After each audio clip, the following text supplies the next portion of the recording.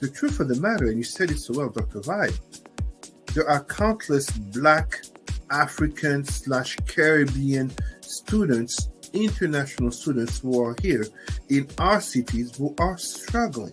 It's hard to know because we don't have like the data to say what is the state of Black health before and after. And that's something that we've been advocating for, right? We need better race-based data that's done in a way that serves us, because race-based data has been collected on different groups in ways that actually cause harm, but we need it to be done with us in a way that serves us.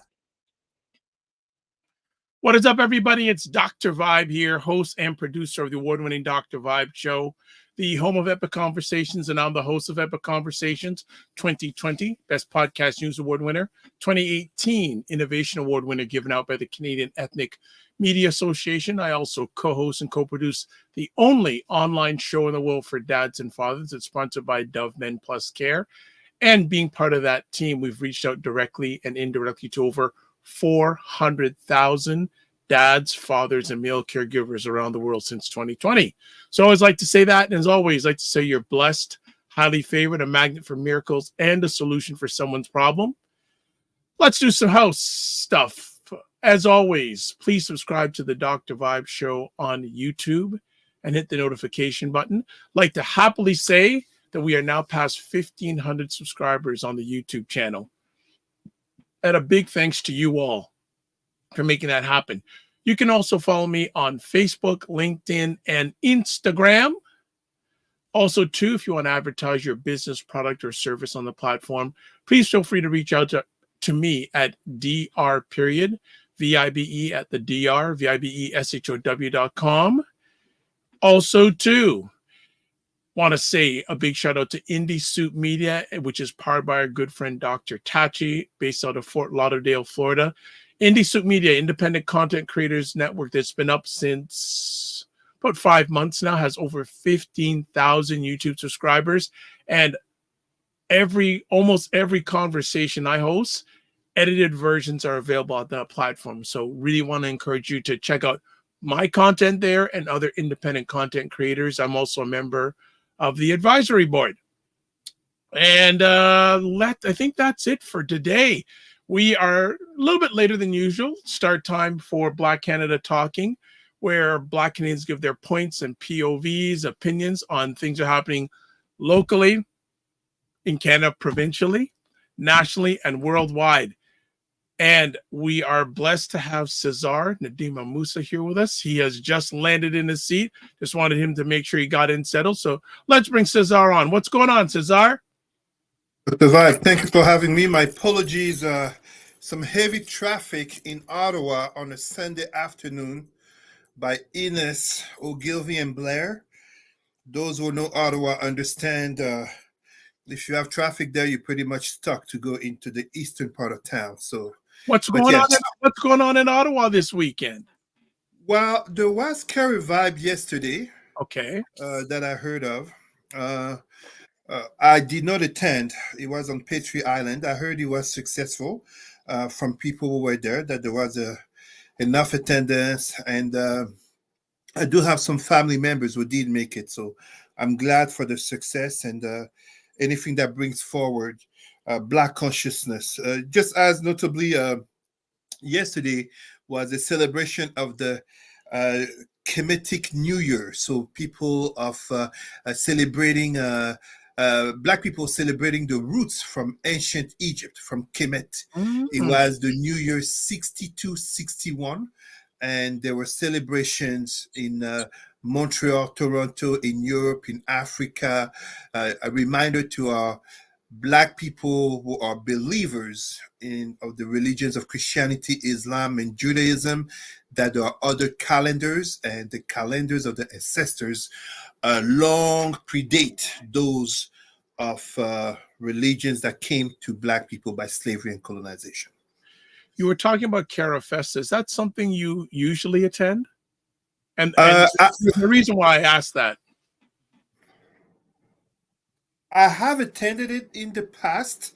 I cannot say no. Usually would not be correct to say, but I have attended it a few editions indeed. Yeah, I in Toronto we have something, and a number of people who are called Caravana, which has been going on for long period of time. And I'll be honest, I haven't attended that at least a good 18 to 20 years. Hmm. Was there any change to the fact that he was I don't want to say appropriated per se, but from black ownership and run to banks? I think Scotia Bank. There was a bank at a time that had ownership, but I believe now it's owned, or the trademark or the name is owned by a South Asian. Oh, South. Wow. I mean, imagine Chinese New Year being run by African and Caribbean people, right? Just now, and you know what? And part of me, yeah, but, and I know people are going to be hard on me. I'm tired of the partying. And I know we need to party every once in a while. Nothing wrong with that. But I'm really, we had that moment in the sun sort of, but then where are all the monies going? We don't, we gotta, I just would like many of our people to focus their energies on us working together and have something foundational, lasting. But that's just me. No, it's not just you. And I mean, even the topics that we will talk about eventually directly and indirectly talk about that. I mean, um, we're going to talk about those topics, but just a reminder to our Black people here, if I'm not mistaken, I read from some statistics in the US, the community that votes the least is I think I'm going to say Asian, but I can't exactly remember. uh, I'm going to assume, I'm going to use a purposeful term here to shock people. Some people may feel offended. Yellow Asian, so uh, Far East Asia. I mean, we get called black. You know what I mean? So that votes the least, but there Yes, are very the economic strong power. economic Yep, powerhouse.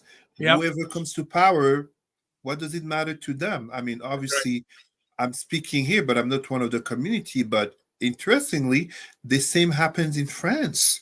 The same happens in France where I come from. So there is this trend in terms of Far East Asian slash Yellow Asian communities to vote the least, but to have strong communities and to always be taken into account whoever comes into power and whatever the rhetoric that we hear about China, etc., etc.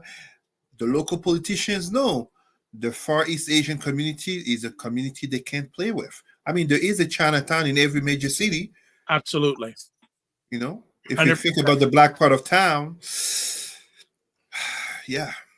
Well, this is another thing too. In Toronto, we have this little Jamaica, and it's been around. Actually, when I was much younger, growing up, I used to live in Little Jamaica, and there were a lot of West Indian, African-owned businesses along this strip, along Eglinton Avenue, between Marley, basically, and Oakwood, and hardly any of those businesses own their shops.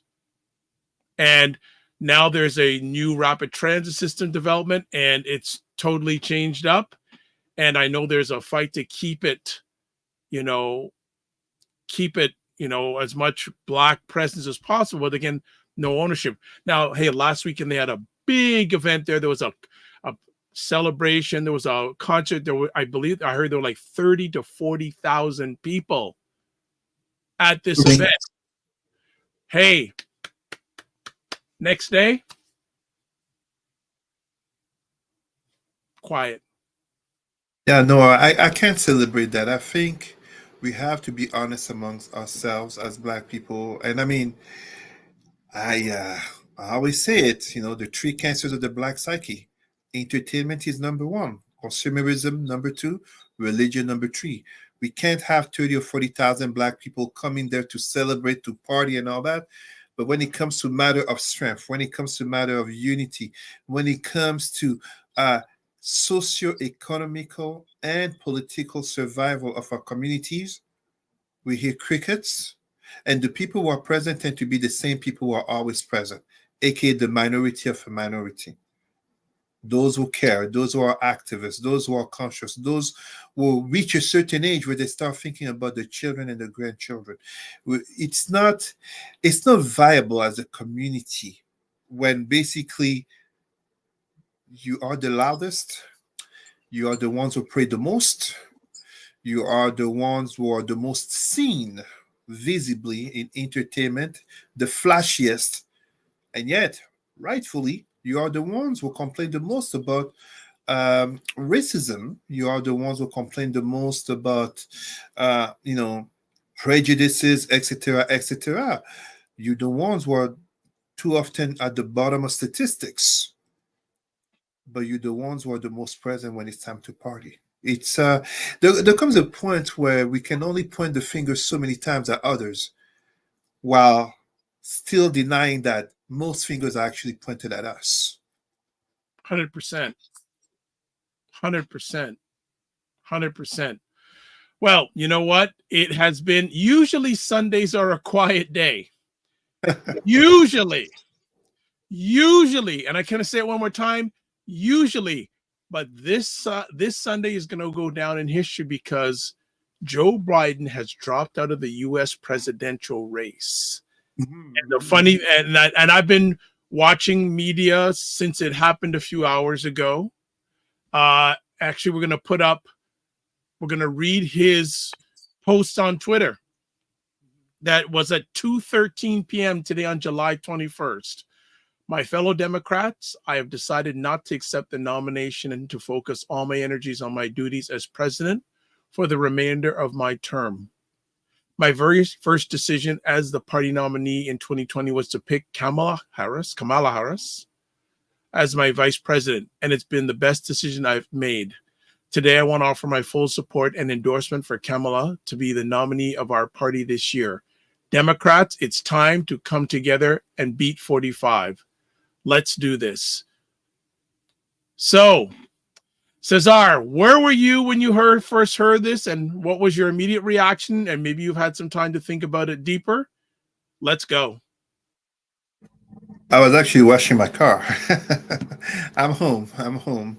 I was washing my car, and how can I put it? Let's go back to 2 weeks ago when we were talking. We talked about a white gentleman, a professor who studies elections, Alan Lichtman.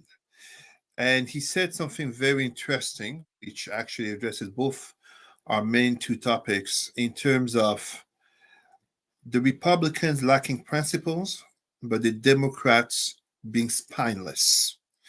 And unfortunately, in the last, this summer, this has been quite a summer of politics, right? From Trump's felony, Trump's felony, Trump's officially becoming a felon, 34 charges, found guilty, to the assassination attempt on him. I'm not minimizing, but just as the Republicans have worked very hard to sow doubt in people's minds regarding media, I've read and seen from people, black as white, having doubts that this was a legitimate assassination attempt, whatever legitimate would imply. And then today we have Joe Biden dropping out of the US presidential race. What kind of message does he send? It's kind of like, if you're a Republican, the fact that someone is a felon, a rapist, has declared bankruptcy 6 times, is a constant liar, aka the GOAT, greatest liar of all time, that is not something to prevent him from becoming the nominee for your convention. But if you're a Democrat, and the Republicans like to claim being the party of law and order. What a joke since Trump has been in power. And I'm saying 2016. But in terms of the Democrats, well, if you are old, if you are sick, and especially if you have a bad debate, be careful. Your party might want to drop you out. It's kind of And I'm not absolutely here saying, I mean, that Joe Biden should not have retired. He should not have dropped out. Everybody knows my stance in terms of U.S. politics, in terms of any Western politics. I'm a Pan Africanist first and foremost, so I'm not here to take sides. But the truth of the matter is that here, regarding Joe Biden, I truly think it is a bad look on the Democratic Party, a look of such disunity, betrayal. I don't want to say disappointed, but you would think people such as Nancy Pelosi, um, Chuck Schumer, Barack Obama.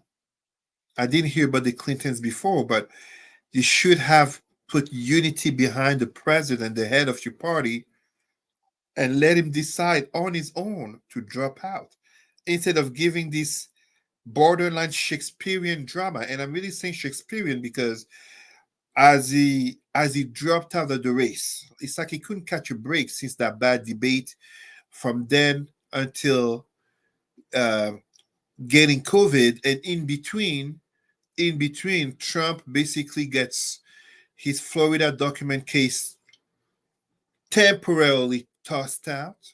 He basically gets all of these hypocritical Republicans coming to praise him. Meanwhile, he insulted most of them, and most of them have insulted him, and all of this is on record. It's all online. Um, and yet, you have this Democratic Party that likes to sound morally above all, respecting the rules. I mean, this is the party of Michelle Obama saying, when they go low, we aim high. I mean, I'm sorry. That is so not what was shown. So I think he did the right thing, like he said, for the party, for the nation. And it would be quite a scandal if it's not Kamala Harris, the vice president, and notably as a black woman. Joe Biden 2020's campaign was gone before black women came to support him. So whoever would want to prevent or to challenge Kamala Harris, um, to be the head of the Democratic ticket would be quite a fool in the age of notably identity politics on one side, which is what the Republicans will claim anyways, but also on the side of experience, expertise. She is the best person to replace Joe Biden. There is no contest to it. So let's see. There's some other updates we can take a look at. I'm just going to go to CNN's website and just show some this, because this is breaking news and things are changing on the spot. So let's see if there's some things that maybe Cesar may want to comment about. So just give me a second here. Let's go here. So looking at so anti-abortion groups are jumping on the news that Biden has endorsed Harris. The Susan B. Anthony Pro-Life America and National Right to Life are out with statements leaving her as, quote, quote, abortion czar, unquote, and they aim to mobilize their voters against her, much like when they turned out their voters against Hillary Clinton in 2016, even when they didn't love 45. It's also an opportunity for them to argue for space in a 45 campaign that is not centered their priorities. Oh, so here she has this is Kamala Harris in the last hour, a full statement saying, on behalf of the American people, I thank Joe Biden for his extraordinary leadership as president of the United States and for decades of service to our country. His remarkable legacy of accomplishment is unmatched in modern American history, surpassing the legacy of many presidents who have served 2 terms in office. It is a profound honor to serve as his vice president. I am deeply grateful to the president, Dr. Biden, and the entire Biden family. I first came to know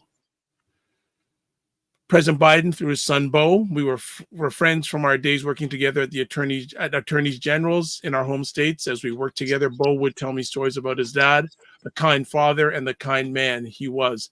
and the qualities Bo revered in his father are the same qualities, the same values I have seen every day, every single day in Joe's leadership as president.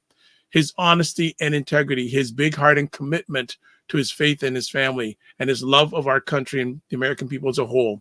With this selfless and patriotic act, President Biden is doing what he's done throughout his life of service, putting the American people and our country above everything else. I am honored to have had the president's endorsement and put my intention is to earn and win this nomination. So she is in. Over the past year, I've traveled across the country talking with Americans about the clear choice in this momentous election. And that is what I will continue to do in the days and weeks ahead. I will do everything in my power to unite the Democratic Party and unite our nation and to defeat 45 in his extreme Project 2025 agenda. We have 107 days until election day. Together, we will fight, and together we will win. So she is in the race. She is in. She is in, and she should be in. There's no. It's 3.5 months left, roughly.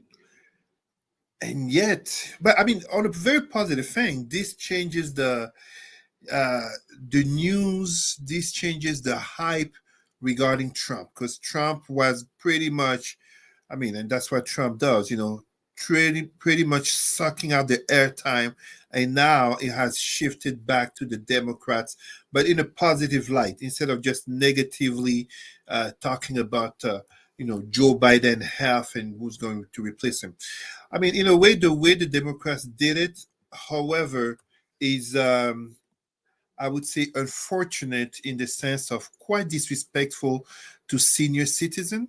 It's not as if Joe Biden became a senior in the last year. 81 years old. Democrats knew last year. They knew at the last elections, and at the same time, let's be honest, Trump is 78. They're the same generations. This is not a matter of making it seem like Joe is old and Trump is not. But yes, there is something to the fact of Trump looking more energetic in comparison to Joe Biden. Absolutely. But he also reminds me of what I think it was Bill Clinton will say this in the 90s. Wrong. What is it again? Wrong and strong. No. Always better. Okay. Yes. Strong and wrong, or weak and right. Exactly. Strong and wrong always comes off better than weak and right. And unfortunately, this is what we have. This is what we've seen since the debate. And to be quite honest, CNN did quite a disservice to Joe Biden in that debate, but I'm saying CNN. Joe Biden's team did a disservice to Joe Biden because they agreed to the terms of the debate in which there was no fact-checking on Trump at the moment. Literally, he should have been called out at the moment. Imagine the perception he would have made, notably in balancing one's visible old age in plain sight versus one's constant lies in plain sight. And when you look at now what could seem to be indeed the closure of Joe Biden's political age, the transition, the passing of the baton, well, the truth of the matter is this. Kamala Harris, wow, she is a prosecutor who is going to challenge someone who is persecuted. She is basically the lawmaker who is going to, I mean, I'm speaking as if we are a month from now, the Democratic National Convention in Chicago, and she has been assermented, she has been nominated, but as the most likely candidate, Kamala Harris is basically the lawmaker going against a felon. I mean, this is a woman going against a rapist. This is a black person going against the racist. I mean, the exonerated five, aka Central Park five, that Trump was calling to basically, throw them in jail and throw the key away, this N-word. And I really say N-word. We have black people trying to claim Trump is not racist and all that. This is so unfortunate. Sorry, go ahead, Dr. Vibe. No, it's interesting if it happens. Could you imagine a debate between Kamala Harris and Donald Trump? That would be a beautiful thing to watch. A man versus a woman, a white man will really represent white supremacy, white privilege. And I'm saying white privilege, let us be honest. Most white men would not be able to get away with what Trump has gotten away with. If I were to cite a modern day philosopher who, whether it's by interest or basically an opportunity to talk about himself, a modern philosopher who has apparently come out to support Trump, Curtis Jackson, aka 50 Cent. He has said it a few years ago. You wanted an entertainer president, well, you got one. And this is basically what Trump is. It's a constant clown show. And it really makes me laugh when we are seeing, and we don't have to agree, obviously, with everything the Democrats or Joe Biden or Kamala Harris stand for. This is not the question. It becomes a matter of values. And in saying values, to be honest with you, Dr. Vibe, November will actually, and I'm speaking here under the assumption that Kamala Harris will be the one to challenge Donald Trump, it will be truly less about Kamala Harris versus Donald Trump. It would be more kind of a referendum on Trump. Are you for Trump or against Trump? Because he has already been president, and he, despite his flip-flops and his attempt to be nuanced about what he stands for, and we're going to talk about it in a moment, when we look at such a thing as Project 2025, him claiming not to know anything about it, but then turns out that a lot of the people who drafted that, who wrote that 900 pages, I believe, paper, have worked in his administration. So here it becomes a matter of America further and further stepping into its decline with a new opportunity to put at the helm save democracy, as Joe Biden was saying it, or a further step towards autocratism, as Trump has shown in terms of the judges that he has selected, in terms of, I mean, you just look at that I think federal judge in Florida regarding the document case, Eileen Cannon. Eileen Cannon. Yeah. My God, try to tell me this woman is not biased. Try to tell me this judge is not biased. She's not pro-Trump.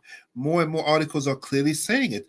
Her behavior and ultimately her tossing out the case is that she's basically banking on Trump winning the presidency in November, and she will get a shot at most likely the Supreme Court. I mean, this, and I mean, like I'm saying, I'm a Pan-Africanist. Whoever wins, Pan-Africanism wins. Okay, I want to just get to some comments. Your number one fan, Michelle, says, "Greetings, Dr. Vibe and Cesar." She also says, "Please, not another years of the Orange Man."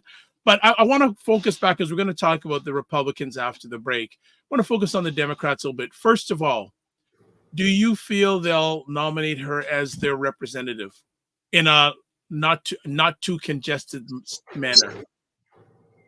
Well, unlike the Republicans, the Democrats, in convincing themselves that they have the moral higher standards, will go through the process of nomination, etc., etc.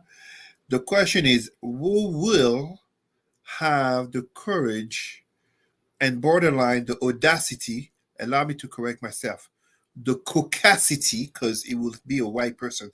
I don't see a black person going to challenge Kamala Harris for the position. I don't see a woman going to challenge Kamala Harris for the position. I mean, on paper and in terms of the reality on the ground, she was the VP. She has already been connected. She is the one person after Joe Biden known. I mean, who's going to come in? I mean, let's just go, let's be fantastical. Michelle Obama, Oprah, who are you going to put there? It's not realistic. Yes, I have no reason to think someone else. I mean, unless the Democrats are truly trying to sabotage the possibility of winning. I think that if the Democrats, they got to think about win. That's what the Republicans do. They think about who's the best Yeah. person, not maybe the best person, but the best person to win. And that's why they come in, they fold. That's why you Right? see the Marco Rubio, the Ted Cruz, and the Mitch McConnell. I mean, did he insult my wife? Hey, it's okay. Party first. Let me so be a hypocrite. So then my second part, and I just want to chat here, Dr. Tachi, good to have you here. We talked about Good this evening, Dr. podcast Dutch. being on Indie Soup Media. You live in Fort Lauderdale, Florida. Would love to get your live response to Joe Biden calling it quits and Kamala Harris saying no. And plus, sometime I think I usually host a great conversation on Saturdays called Prime Time with Aisha and Lala. We usually hold it on Saturday nights. Both of them two beautiful African American women who try to make sense of the nonsense of politics and what's going on in the United States. So I've had back channel conversations with them. We are hoping to do an episode just on this event as soon as possible. So follow me wherever you follow me on social media. I don't want to wait till Saturday to have this conversation. Plus, Lala's celebrating her 31st wedding anniversary next Saturday, so she's not going to be around. So keep a watch and follow me on all the different channels. And also just want to say a big shout out to Minnie on Cam, who's a regular contributor on the Morning Vibe. So good to have you here also. So do you feel America, let alone were they ready for a black man as a president, are they ready for a black woman as a president? Dr. Vibe, let us get controversial here. You're talking about a black woman. Okay. There are people who hated Obama not because he did anything wrong in terms of his policies. Let's be honest, many of the people who voted for Trump voted for Trump because they couldn't swallow the fact of having had the black president. Meanwhile, they did benefit from Obama's policies, notably regarding poor people, notably regarding healthcare, Obamacare, and yet the fact of a black president, no, that was too much. With Kamala Harris, let us dare to get controversial here. Let's do opposite to Michelle Obama. Let us go low. She's black. She's a woman. Her husband is white. Her husband is Jewish. And she doesn't have kids.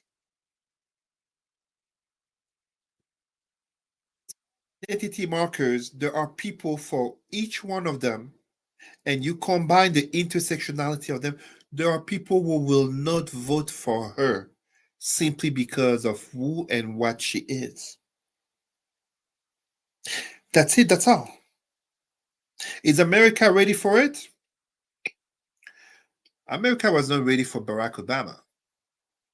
But the George Bush presidency was, at the end of it, and in the context of the subprime and economic crisis then, made it that Obama was able to win. And here we see the same case here when indeed Kamala Harris could win. And again, we are speaking with the assumption that she would be the nominee. Because as I said earlier, this POTUS, President of the United States elections, are less about Kamala Harris or whoever Democrat versus Trump. It really becomes a question for Americans. Do you want to go back to the presidency as Trump, 2016 to 2020, considering also everything that has been revealed? Just look at how he became charged as a felon. The crime was never the fact. But do Americans, a lot of Americans care about that? I don't know. Actually, they do. No. I used to think no, Americans don't care. No, they do care. But the question is not so much that you care. The question is between you caring and you going to the election booth, what happens? And this is where, example, as we're speaking about Americans, white evangelical Christians are among the biggest hypocrites in America right now. You're Oh, going there. You're going there. I absolutely say it, and I truly speak of it. And allow me to give a shout out to Brother Malachi Johnson, Life Coach Malachi. You can follow him on Life Coach Malachi. You can follow him on YouTube and Facebook. When we did have a conversation, and Dr. Vibe, thank you. You did promote that event. When he did interview me on religious trauma. White evangelical Christians are a big problem in America because they're literally, and yes, there are black evangelical Christians. That's not the question here, but they overwhelmingly vote Democrat. But white evangelical Christians vote Republicans overwhelmingly, convince themselves to vote for a man such as Trump, who is literally a contradiction of everything they claim to stand about. An unfaithful man who is an unfaithful man to his pregnant wife with a sex worker, a fraudster who has ripped off notably poor people, Trump University, and other initiatives, the Trump Bible, a man who has no hesitation having a language that even at the convention he said himself, I was told not to use profanities. Okay, let's hold back because we're going to say the second half to the Republican Party, but I'm going to maybe take this in a different direction. Do you think that Kamala Harris may have more opportunity of getting the young vote more than Joe Biden did? Yes, he will. There is a generational gap here. Uh, Look, I don't have a problem with the fact that Joe Biden was 81 years old. I mean, how old was he 4 years ago? He was 77. It's the same generation. People are acting like suddenly he's 10 or 15 years older. No, no, no, no. Kamala Harris, yes, she's younger. She's more energetic. When I say younger, the younger vote is not so much in terms of the age of the person running for president. It's more in terms of the language, the energy. This is why, for example, when you look at many young people or younger people, notably black, who are tempted by voting for Trump, is because of where he's standing, such as, and again, I'm spilling onto our next topic in terms of the RNC convention, the opposition to the pronouns and inclusion of LGBTQ people. There are some young people who basically are seeing the reality of society changing, and they become nostalgic of a time when it seemed to them a man was a man, a woman was a woman, and there was no feminism, and you could sustain or provide for your family and be respected as a man or as a woman. You didn't have to deal with such things as trans in sports, basically blowing up exceptions, blowing up small things to make it dramatic in playing fear and control upon people's minds. It is not accidental. These are very purposefully done things. Yeah, I think that the Democratic Party may have a chance to scoop up a lot of young people's votes with, They do it well. They have, but the young people were sort of iffy over the last while about Biden. They have a chance maybe to recoup those votes. I think that Minnie on Cam's talking about evangelical Christians, saying they are the biggest hypocrites around the world. Oh no, they really are, Dr. Vibe. Dr. Vibe, and I didn't go too much in detail speaking with on that interview on religious trauma with brother life coach Malaki, but when you look at the black community, the homophobia in the black community, the hatred that some, too many, have towards LGBTQ people, black LGBTQ people, it is the influence of white evangelical Christians. And yet, those are the same white evangelical Christians who get rich off poor white people while pointing the finger, telling their flock, look at those black people, look at those LGBTQ people, look at those immigrants, while claiming Jesus and the Bible. It is It is a high hypocrisy that becomes centered on a man such as Trump. Why? Despite all of his flaws, he can protect us from accepting LGBTQ people. He can protect us from actually reviewing our history and the harm and evil that we have supported in the name of Jesus in America. It's they're very hypocrites. I have really no sympathy to them. And our hero, Martin Luther King, even then called them out. He knew about them. Okay, Dr. Tachi says a big part of the problem is that the U.S. lacks civics educations. So many people don't understand the way civics work. I agree 100%. 100%, 100%, 100%. So again, you're watching live, and also if you're watching this on replay, please put in the comments, what do you think about this turn in American politics? Can Kamala Harris win? If that debate happens, that's going to be an interesting debate. That if that debate happens, that if she wins the nomination, if that debate, wow, that could because I remember Kamala Harris when she was speaking on his impeachment committees, and she Yes, yes, that's what I'm saying. The prosecutor versus the prosecuted, and please, Team Kamala Harris. And I know you all mean well, but please hear me out. If someone is watching this, please pass on the message to the team of Kamala Harris. Do not aim for this, excuse my language, because I am not someone who use profanities. My family, my friends will say it. Do not fall for this morally condescending bullshit of they aim low, we aim high. No. You have a debate with someone like Donald Trump or JD Vance, insist on immediate fact checking, not fact checking an hour and a half or 2 hours after the debate or 2 days. No. They say something, cut off the mic. That was great. That something great of the debate. Cut off the mic. Every whatever 10, 15 minutes, whatever it is, fact check of what has been said without challenging. Let the journalist confirm this that you said was correct. This that you said was partially correct. This that you said was false. Democrats have to basically, I don't know the expression, like kind of like something up the butt about thinking the morally superior. It doesn't work like that. This is politics. They gotta go in the ring and fight with them. Exactly. Right. Look, Americans. Is America's reputation passive?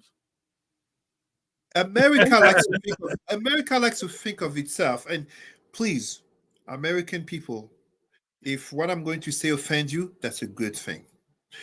Too often, Americans like to think of themselves in the image of Hollywood Superman coming to save the world, and yet the reality, it's that character in that TV show, the Protector, in The Boys, a TV show, kind of, and I'm not here saying America is evil, nation cruel. No, that's not my rhetoric. I always remind people, no matter how much you dislike America, if aliens come to invade, you're gonna pray that Uncle Sam is ready. You see what I mean?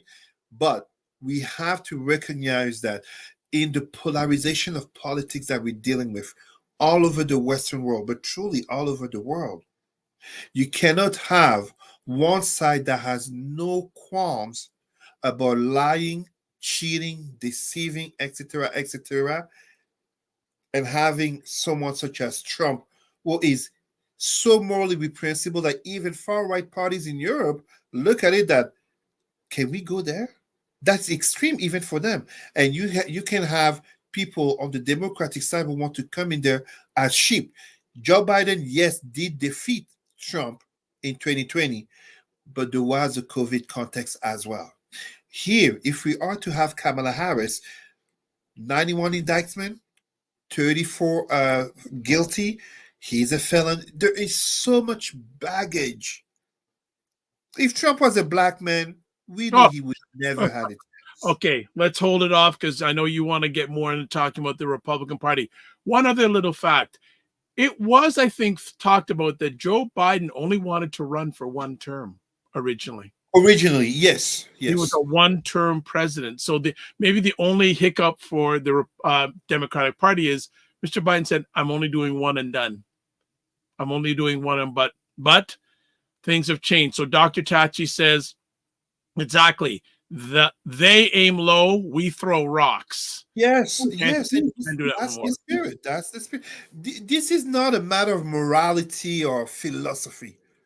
It's It's about power. power. It's a That's lot of it. money. That's It's a it. matter of justice. Trump wins. What do you think is going to happen to those court cases against him?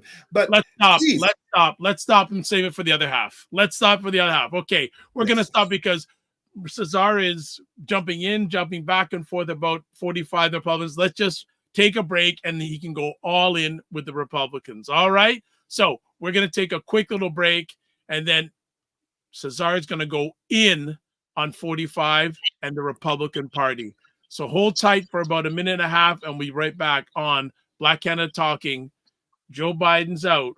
What's next? Hello, everybody. My name is Paige. I am a marketing consultant and the host of More Than a Mom, the podcast. I am here at the Soundwave Summit, and I had the pleasure of speaking with Dr. Vibe, and the gems he dropped were unmatched. An accidental conversation really changed my whole plan.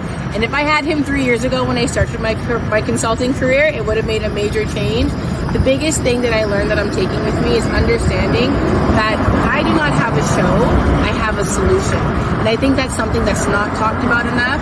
Another thing that really adjusted my mindset was the power of positive language. I was telling him about some of my problems are asking for help. I'm always pouring into other people, but it's hard and it's a problem that I can't get that same thing in return. And he said, it's not a problem. It's something that, what did you say? Not a problem. You said, oh, it's a challenge. It's something that's a challenge for me. And that simple adjustment of language, I went away to lunch and I called 4 people and I'm like, hey friends, we need to change our energy. We need to change our outlook. We are solution-driven people. We do not need to do things the way society tells us to do things. This checklist that we feel like we need to fall under, this 10-minute conversation we had, it changed up everything. So I'm so thankful for the gems. I feel like I'm going to go back and make a whole new to-do list that's based on how I need to do things, a different way of looking at things, and I'm just so thankful. So thank you, Dr. Barb. What is up? We are back. Black Canada Talking. July 21st, 2024, historic day in American politics and maybe in the world. Joe Biden has said he's not going to run for re-election. Now, before we get into Cesar going all in about the Republicans in 45, I'm going to show an interesting segment of a video that was from the Breakfast Club, which is hosted by DJ Envy and Charlemagne the God. And they had a gentleman on there this week, recently named Umar Johnson. Dr. Umar Johnson, very controversial, but I'm going to show a segment where he talked about 45. So here we go. Trump signed 13 federal death executions while he was president. More than half of them was signed after Joe Biden won the election. Think about that now. Biden gets elected in November, sworn in January. Between that time, Donald Trump executes half of those 13 people. 5 of them were black men, and 2 of those black men were presumed innocent. And the attorneys had introduced a stay of execution to the Supreme Court. The Supreme Court turned them down, and Donald Trump executed those brothers. So when I hear black men say, I'm voting for Donald Trump because he's going to bring more money and economic vitality into the black community, I say, what about the fact that he's out here killing black folks, you understand, without no remorse at all? Signing those type of federal death warrants. 2 brothers was murdered within 24 hours of each other. One of them was 40 years old, and he was the first person to be murdered in 70 years for a crime he committed as a teenager. And in one of those cases, about 6 of the jurors said they would have changed their decision on the death sentence had they knew the information that the prosecution had withheld from them. That's why the attorney wanted the stay of execution to give the defense time to reformulate an argument. And Supreme Court, Snow Bunny, Clarence Thomas and that crew said no, and Donald Trump signed his life away. So you got to look at that. You also got to look at the fact that Donald Trump wants to give police 100% immunity. That's right. Wait a minute. Look how they're killing us now. Yeah. So now you're telling me that Anything the police do in their line of duty, they cannot be held accountable for making bad mistakes and bad decisions. And you want to put that back in office? That's thirsty black men worry more about money than the lives of their people. That's right. The Supreme Court is corrupt. Yes. Illegitimate. Absolutely. How come enough people not talking about that? Because I don't think they understand the tripartite nature of American so-called democracy. Mm-hmm. The Supreme Court, the president, and the Congress, they actually have equal weight, right? Well, they held from them. That's why the attorney wanted the stay of execution to give the defense time to reformulate an argument. And Supreme Court, Snow Bunny, Clarence Thomas, and that crew said no, and Donald Trump signed his life away. So you got to look at that. You also got to look at the fact that Donald Trump wants to give police 100% immunity. That's right. Wait a minute. Look how they're killing us now. Right. So now you're telling me that anything the police do in their line of duty, they cannot be held accountable for making bad mistakes and bad decisions. And you want to put that back in office? That's thirsty black men worry more about money than the lives of their people. That's right. The Supreme Court is corrupt. Yes. Illegitimate. Absolutely. How come enough people not talking about that? Because I don't think they understand the tripartite nature of American so-called democracy. Mm-hmm. The Supreme Court, the president, and the Congress, they actually have equal weight, right? Well, they did. But now what the Supreme Court just did was they gave the president a few days ago absolute immunity from criminal prosecution for decisions made in office and carrying out his constitutionally protected duties. That's very dangerous, because what that says is the president can never go to jail even if he commits genocide if it was done in an act of office. So let's say hypothetically Donald Trump or Joe Biden sends the National Guard into New York to quell a black protest, and the National Guard, God forbid, ends up executing 5,000 of our brothers and sisters who were protesting peacefully. Even though it was ordered by the president of the United States, he cannot be held accountable for that. Why? Because he did it in discharging his duties as commander-in-chief. So we don't no longer have a president. We have an emperor. We have a czar. We have a king. Because what the Supreme Court just did is said the president is beyond reproach and the president is beyond the reach of the law. Dangerous.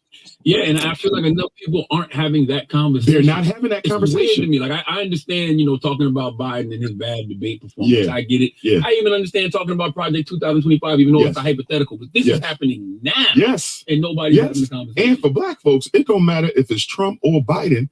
The bottom line is the president of the United States, none of whom have ever been friends of the black community, will have the ability to do what they want as long as it takes place within the execution of duty. They cannot be held criminal liable. Now, here's my thing. I wonder what are the repercussions of that on the world court when you're dealing with genocide in the Geneva Convention. So are you saying that the president of the United States cannot be held criminally responsible for crimes of genocide against humanity? That goes against the whole Geneva Convention. So I'm wondering what the UN and what the world court has to say about the Supreme Court's decision.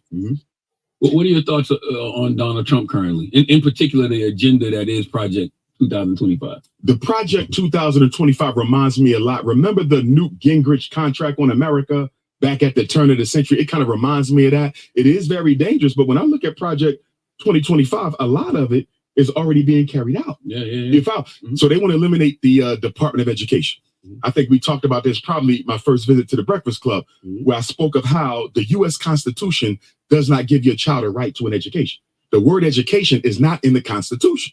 But many people feel like educational taxes or their taxes that go to education is too burdensome and cumbersome. And they're saying, why do I have to pay school tax when the Constitution doesn't even give nobody a right to get an education in the first place? So why am I paying for this? So a lot of people want to phase that out. Remember, when you go to white America, half of white America either don't have school-age children or don't send them to public school anyway. So when they completely blot out the school tax. Not only that, the money that still remains, they want to redirect it to not charter schools, to private schools and parochial schools, which, to my understanding, is a violation of the separation of church and state. How can you get public money to the Catholic school?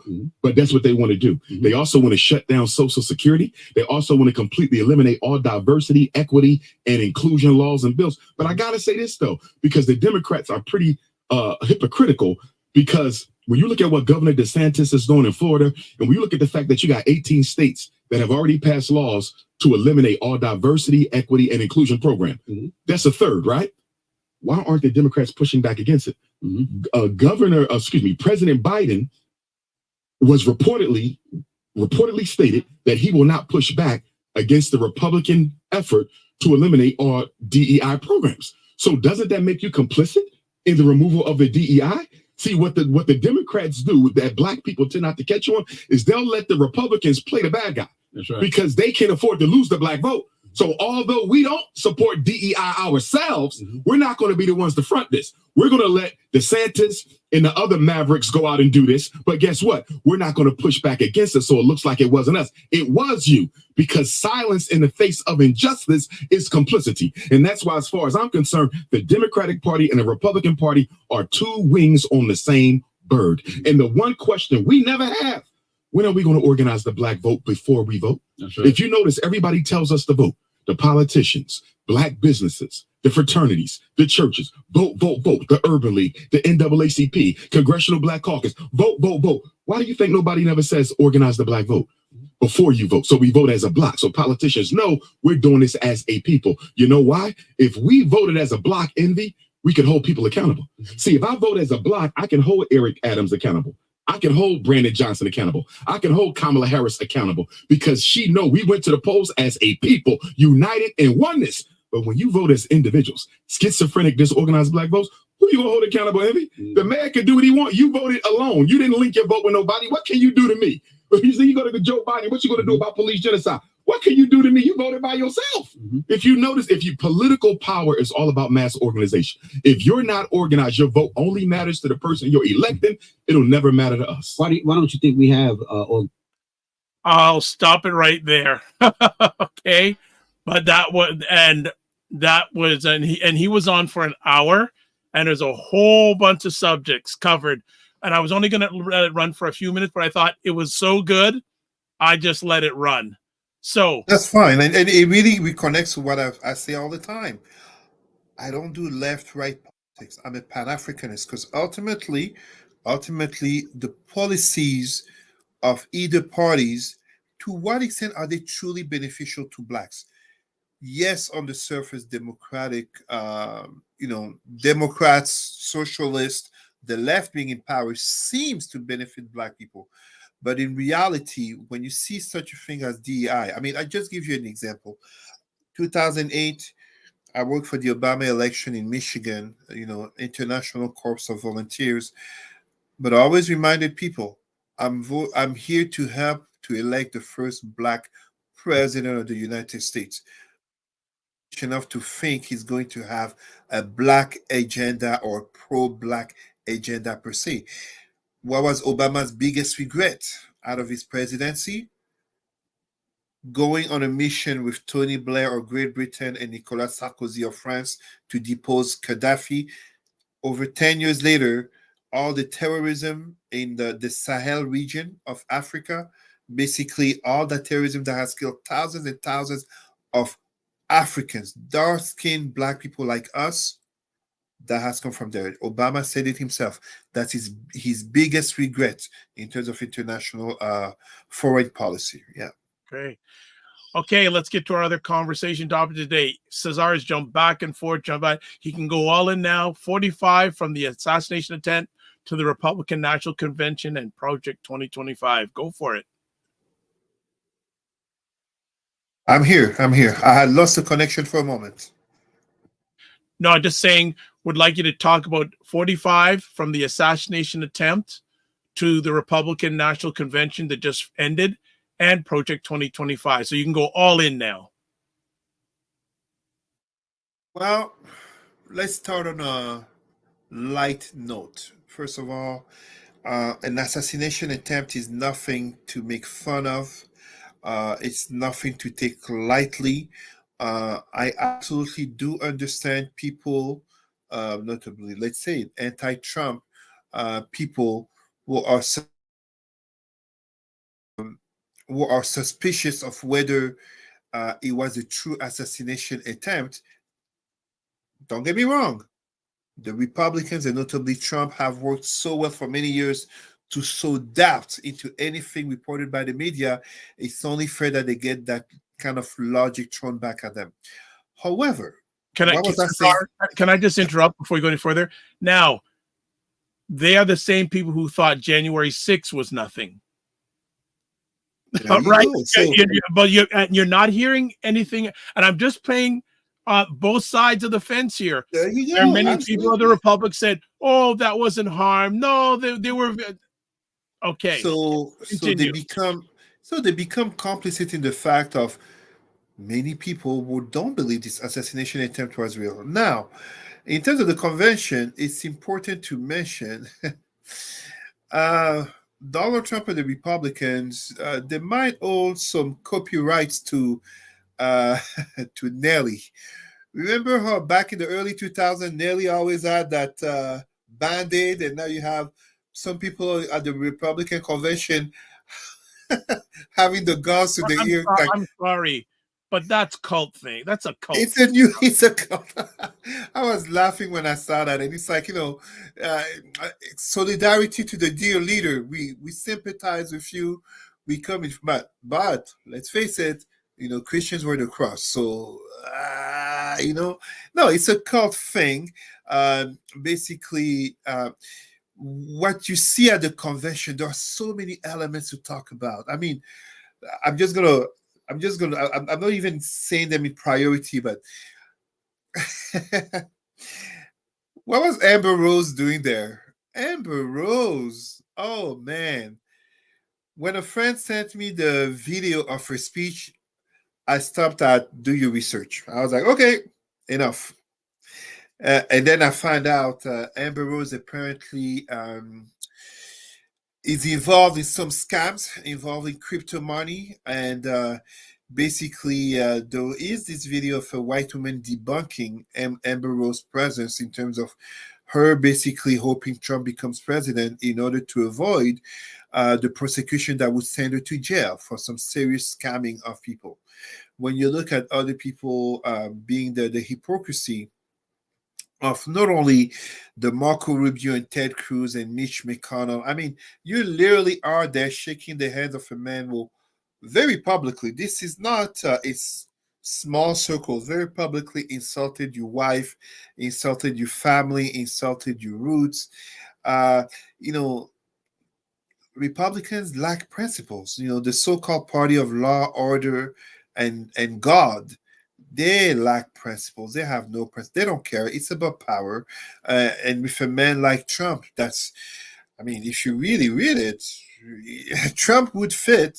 And everybody knows my positions on religion in the black community. But here among whites, Trump basically would fit in very well with the notion of the Antichrist, in terms of the values that he projects, the type of person that he is. But ultimately, he's vice president select J.D. Vance. Literally, you have the screenshots of him criticizing Donald Trump a few years ago, talking about a man of such bad character. And here he's now buddy buddy with Trump. He loves the family. He's such a great man. And yet, I saw this video of a white man. I'm really liking these white people coming out and calling out their own. This white man who made a video saying, "JD Vance, be careful. They see your wife is Hindu," and he really, when his wife talked, he really said, okay. So this I wanted to bring up too. It came up in prime time last night with Lala. His wife is Hindu. Practicing Hindu, and they really made sure to put it at the convention in case you're wondering. I was like, now how does the party accept that? How does 40? But okay, now this again, political divide in the United States. I'm sure that South Asians don't align themselves. They think themselves more white than non-white. many, not all. I mean, we're talking South Asian. We're talking but white. Indian. But a lot of the white men in power will still consider them not white. But absolutely, when she was talking, it was quite. I mean, to what extent are people sincere when they're talking and the passion? She didn't look like she believed what she was saying. I mean, sure, she loves her husband. That's not what I'm criticizing. I'm talking the part of the political aspect. She literally was there talking to a crowd of people who are applauding her as the wife of J.D. Vance, while at the same time, in the mindset and the politics, they're looking at people who look like her and saying, go back to the country where you come from, America first.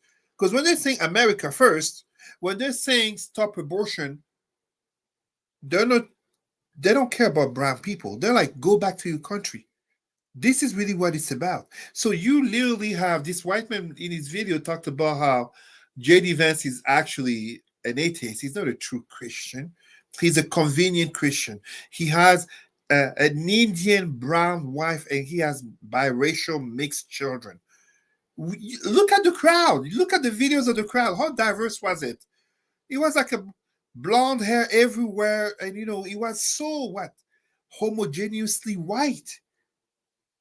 It was so homogeneously white. This is not the party of diversity. Of course, you will have the sellout to the black cause, such as Tim Scott, who will make such a coonish speech, claiming there's no racism in America.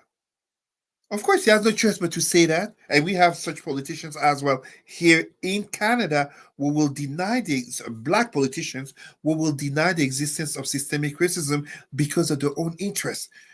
But the facts, the studies, the reports are adamant. I want to bring another part up of the convention that I found interesting. I want to get your take on this. All right. Vivek Ramaswamy saying this at the convention, quote, our message to Black Americans is this: the media has tried to convince you for decades that Republicans don't care about your neighborhoods, but we do. Quote, we want for you what we want for every American: safe neighborhoods, clean streets, good jobs, a better life for your children, and a justice system that treats everyone equally, regardless of your skin color and regardless of your political beliefs. Yeah, Donald Trump. This is the guy who wouldn't even challenge. This is the guy who literally came in there for he wasn't even caring for the Republican nomination. I watched the debate and I started following him on Twitter. Vivek is like, he saw an opportunity to become nationally famous. I mean, he was attacking the other white woman who is actually Indian, aka Nikki Haley. I want you to comment on what her performance at the convention. Oh, they're all hypocrites, but it's okay. I mean, when I say it's okay, it's that's how Republicans do politics. I'm not saying Democrats don't have hypocrisy among them, but it's kind of like Republicans are openly racist out of the closet. Democrats, many of them, not all, of course, but many of them are racist, but in the closet.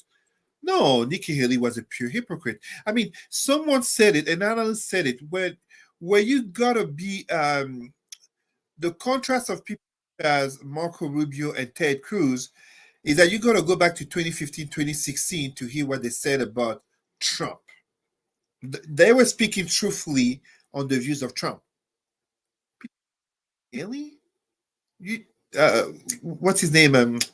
Oh my God, DeSantis, Ron DeSantis, DeSantis. You just go back a few months. Trump is unfit to rule. All the drama, and here they are praising the great leader, showering him with honest. How can Trump respect such people? He can't respect them. Put yourself in Trump's shoes. He knows who they are. He knows the character. He's rightfully condescending and mocking to them. And as such, yes, he would want a VP such as Mike Pence, such as J.D. Vance. Well, now, interesting enough, I heard that Mike Pence was not even at the convention. Oh, but of course, and not invited because, of course, he dared to stand up and not participate in the coup d'etat.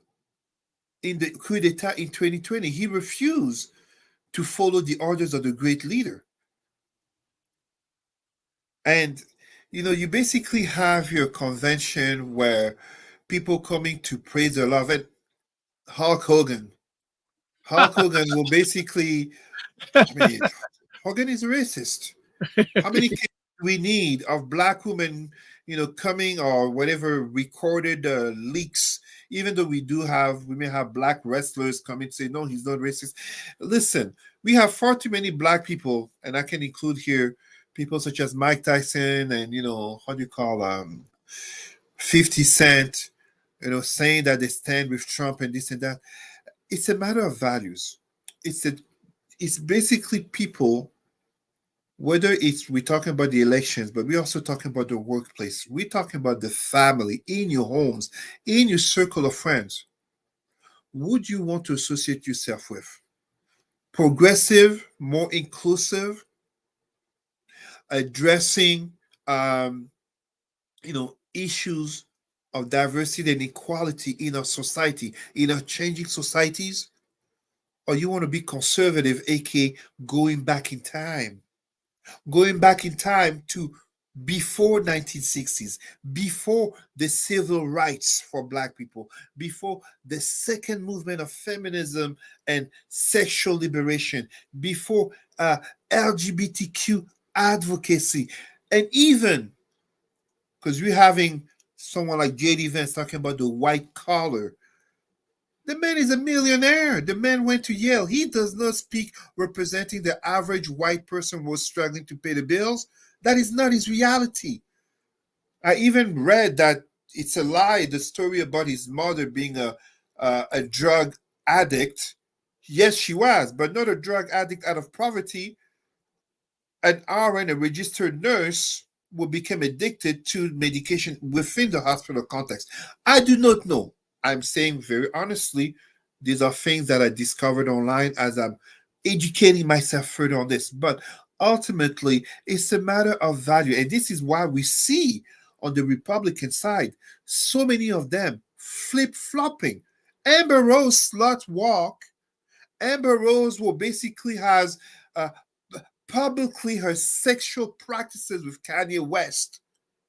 Amber Rose, shaved head, single mom, tattooed, etc., etc. And she's speaking at the Republican convention of people talking about the flag, God, and America first. Many of these Republicans will basically look up who she is and they'll be like, how did we dare having this N-word woman in our convention? I would have, it's a good point. I would have loved to have gone around in the audience and asked people at that convention what You they can know thought. her. Even well, they know, and they because something tells me they didn't even care about that. Listen, there are journalists who actually did inquire on people in Milwaukee, just as I think it's this weekend, Grand Rapids, where they were going to have their first event together, Trump event. They were asking people, do you know JD Vance? And people were admitting, no, I don't know him. But if Trump supports him, I support him. It's the cult. The great leader says, vote for this guy, they'll vote for him. Listen, America has been through this before. McCarthyism in the 50s, and I always forget the name, but people, please look it up. There was a Catholic priest in the time of the Great Depression. Father, people, please look it up. I forget his name. There was a Catholic priest who was very populist, and he got to a point where the Catholic priest got rejected even by the church because eventually he crossed too many lines. McCarthy eventually got rejected by the Republicans because he crossed too many lines. Here we have someone such as Donald Trump, but it's no longer the Republican Party. He has overtaken it. However, it's important to say there are Republicans who are pushing against Trump. There are not just Nikki Haley voters, but there are dedicated Republicans who will swallow the pill and say Joe Biden, Kamala Harris, whoever is a Democratic candidate, is the lesser of evil versus Trump. Meanwhile, notably here in Canada, and allow me to share this, just as our brother, our Pan-Africanist brother, Dr. Umar Johnson was saying, how do you rationally explain that you have black people who are cheering and supporting Trump? How do you rationally explain that there are Arabs who are supporting Trump, Latinos for Trump? This is cognitive dissonance. This is, hey, please, did you say you're going to kick me out of the country? You sound like my pick. So just to catch up on a Minion Cam says, blank walk happened because the police said to women to avoid rape, don't ask for it. Amber Rose twisted it for her platform. The core of the blank walk is to end gender violence and rape culture, including victim blaming and blank shaming of sexual assault victims. Participants protest against explaining or excusing rape by referring to any aspect of a woman's appearance. And meanwhile, Amber Rose goes there to support a man on record who talked about grabbing them by the, everybody knows, a man who has been uh, convicted of sexual assault slash rape, Yes, yes, a yes. man who has a history of denigrating comments towards women, including his own daughter, Ivanka, in terms of the language, quite unfit of a father to his daughter, that is quite suspicious. People like Amber Rose, all the people who were there, and I'm even skipping all the lies that were said, all the exaggerations, but it's like a cult. They have the masses of people. Now, with someone like Kamala Harris, and I'm kind of flip-flopping between topics, but with someone like Kamala Harris, it's important to understand Donald Trump taking JD Vance as his VP. So this guy is very right-wing.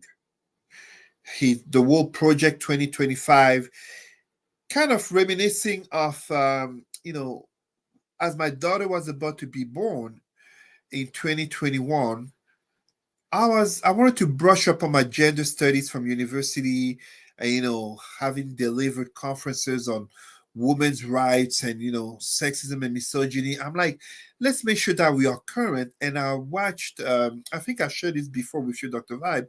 I watched this TV show, The Handmaid's Tale. Project 2025 is bringing us many steps closer. With already, as Dr. Umar Johnson said, many elements already being in place, including a corrupt Supreme Court, including a certain Judge Clarence Thomas, aka he's there to go back on abortion rights.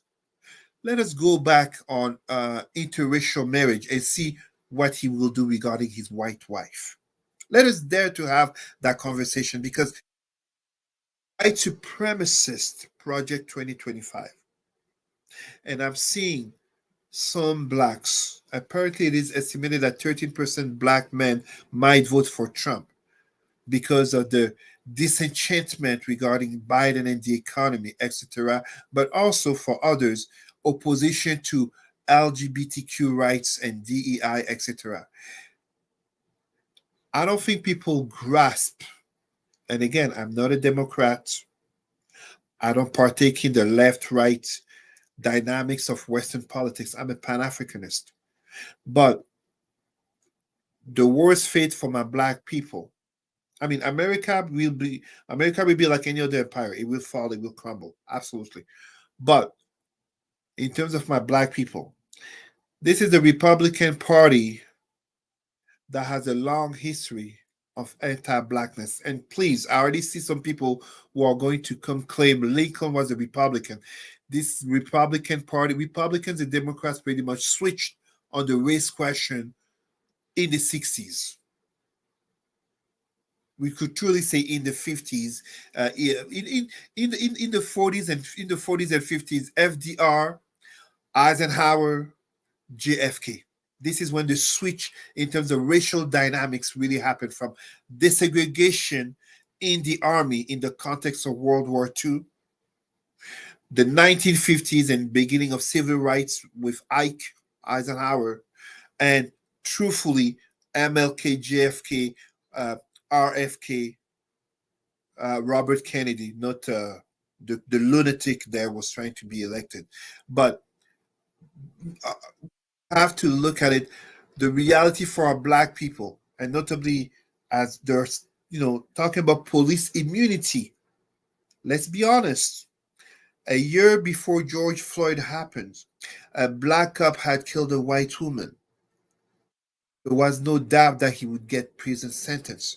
This notion of police immunity, again, is on white cops killing non-white people, especially black people. It's notably to refrain from protests such as happened in the context of Black Lives Matter.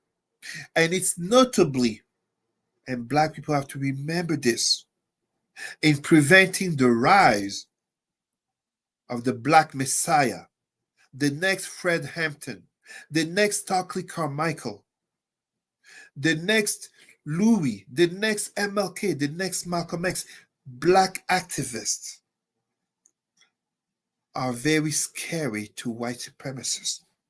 They were chanting, "You will not replace us." They're looking at a world in which whites are further and further a minority with a declining birth rate and not only a booming African demographics, but even in the Americas, Brazil has become a majority black country, even if we mainly see white Brazil represented. Brazil, the nation with most blacks outside of Africa. India, there is black activism in India. More and more Indians are claiming their blackness, even though their hair may be different, like white people. They're claiming their blackness. There is a shift happening, and white supremacists, I didn't say whites, aka all white people. I'm saying white supremacists are feeling very uncomfortable because they are fundamentally scared of a revenge minorities in light of history. And here I'm saying white, mainly white supremacists, aka of European descent. But even when we look at the larger notion of whiteness, what I call Indo-Europeans, white Europeans, white Arabs, white Jews, white Aryans, Caucasians, the world is changing. The demographics of the world is changing. The politics of the world is changing. There's a polarization. Far right movements are rising because people of European descent, but simply people who identify as white are seeing the change, the rise, the activism, the rise of consciousness, the rise of black spirituality, the rise of Pan-Africanism. Look at what's happening in Africa, the three countries of the Sahel, Mali, Niger, Burkina Faso. They kicked out the French, and Joe Biden took out American troops. Africa is waking up. Black communities have to further wake up. Okay, good stuff. Well, I think that is it for today's conversation, but I know there are two other things that quickly. That Very quickly, very, very quickly. I just wanted to awaken, for those who do not know black people, some discontent regarding racism in football. As you know, football is my favorite sport. Hala Madrid, Real Madrid, but Argentina is the only country of the Americas that don't have a single visible black player on the football team. The only country, competition after competition. So every 2 years, you get the Copa America, then you get the World Cup. Argentina has a long history of racism. Black people, read up on the fate of Afro-Argentines, the terrible killing / genocide that has happened to them, the basically being pushed away from Argentina in order to create a white nation. And this was an official policy, but don't just look at Argentina. This was a policy from Canada to Brazil to whiten the nation, basically bringing more white migrants from Europe compared to the indigenous and the blacks, aka descendants of African slavery. Argentina, a nation where most are descendants of Italy and Germany as well. But here, the racism that they claim on basically singing about French players, there is a truth to it. So many of the French players, you look at the photo, well, they're actually Africans. So yes, they play for France because they're born there. But let us have the conversation on developing African nations so that these people can, yes, get training in Europe, but play for the national countries, such as Sadio Mane did, Didier Drogba, Pierre-Emerick Aubameyang. Those who follow football know those names. And the notion of police use of force on blacks in Ottawa, Dr. Vibe, if you can maybe share the article that I sent you, on which I was interviewed just this week on Radio Canada, aka French CBC. Ottawa police released the report on the use of force from the police officers, and basically, can you share the article? I just want to show the part where, with my photo, uh, black people will only represent 8% of the citizens of Ottawa, the capital of Canada, are 26% the ones who are victims of the use of force. The highest group, 3.3 times more than the representation. Very disproportionate. And you compare that to indigenous people, you compare that with Arabic / Middle Eastern people, but you also compare that with notably, yes, if we can go down the part, I'm going to read the part where my photo is. You compare that with basically, yes, just above that, please. I can read exactly what I wrote. You basically here, what I basically address is, on one side, yes. Oh, this is, yes. Okay, this is in English actually. On one side, as good as it is that article that police submit reports regarding the use of force, things are not changing, and we have to recognize documents after documents, reports after reports. It's not just systemic racism, it's also white privilege, because the very reports of police indicate the only racial group that is not disproportionately victim of use of force are white people. So white people are the only groups that are not disproportionately affected by the use of force. Black people are the group that is the most disproportionately impacted. Black consciousness, black activism, and truly black life is to be aware, is to stand up, is to basically come together to create, and I say it, I sound redundant. We say it on every show. We have said it already today. Dr. Vibe said it. We need to construct stronger families in order to create stronger communities. And this has nothing to do with being Republican or Democrat, conservative or liberal, dark skin, light skin, African, Caribbean, Christian, Muslim, or spiritual, or etc. In the reality of the world that we live in, we are seen and judged first and foremost through our skin. People will say character and this and that. They lie. They lie to your face because they know full well. They know full well. Judge first and foremost for being black. All right. Great way to end off today's conversation. As always, Cesar brought it, and we're able to probably one of the first major black media outlets to give our lens, black Canadians' lens of what's going on in the United States with President Biden. So I'm glad that Cesar could make it. And that's why black media, especially in this country, is important. So, Cesar, if people want to get in touch with you, how can they do? Well, link me up Facebook, Cesar Remy Emery, as you see there. My email address is there. And just before we finish, as we were so fittingly talking, you saw me move to my left. I was actually grabbing a book. This is a very interesting book that I've had for many years. Let me just get the year this book came out. But I always remind people, I mean, this is a version from 2007. People will get this book will understand. Are we Rome? Wow. Okay. The Fall of an Empire and the Fate of America. My friends, there is a quote that said, "Those who study history are condemned to see it being repeated, because those who basically make history refuse to learn from it." What we are seeing here the so-called fight for democracy, as Biden calls it.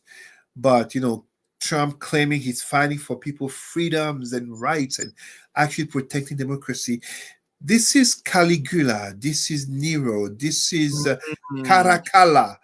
I've named 3 Roman emperors. My friends, I am Cesar. Look them up. Look up those emperors. Look up those emperors. You will see a lot of what's happening, a lot of the challenges that are happening right now. And truthfully, it's a very interesting time to be alive. It's a scary time for many people. I am not minimizing the fears that so many people, notably Black, but also white, have regarding the coming of Donald Trump. Will Canada become a nation taking in American migrants, political refugees from the USA? Suddenly it's not just those Arab people, those Africans, those Haitians, those Jamaicans. Could Americans become political, fleeing the country because of what a potential Trump presidency may bring? But on a positive note, my friends, it is not. I am not one of those who are saying that he will definitely win.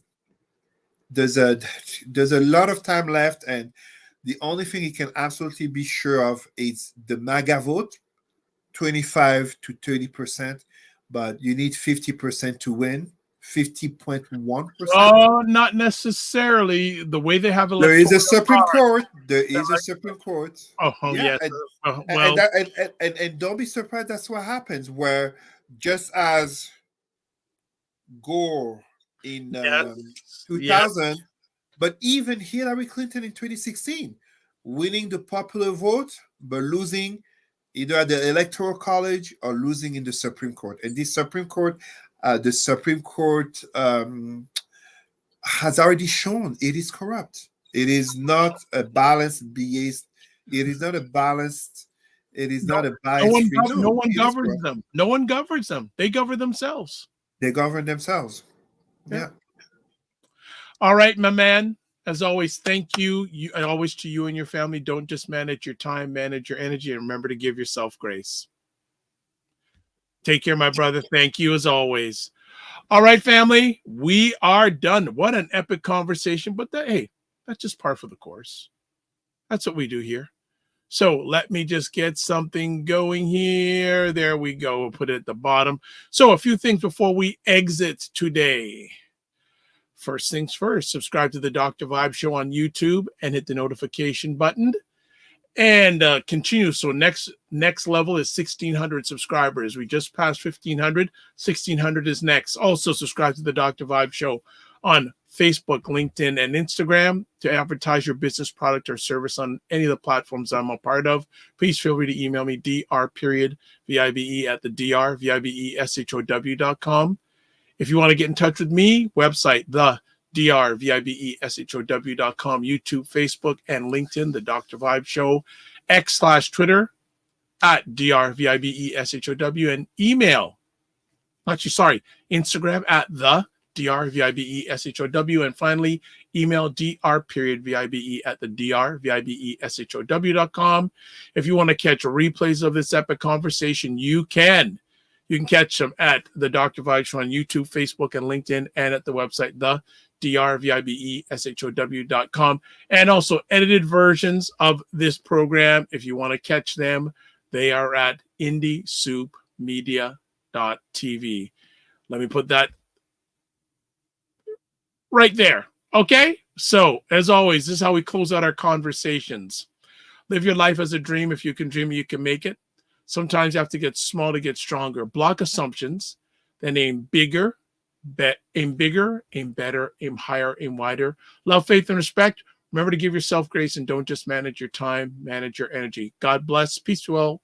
Keep faith, keep the faith, and walk good. Let me just say, don't just manage your time, manage your energy, and remember to give yourself grace. God bless. Peace be well. Keep the faith and walk good.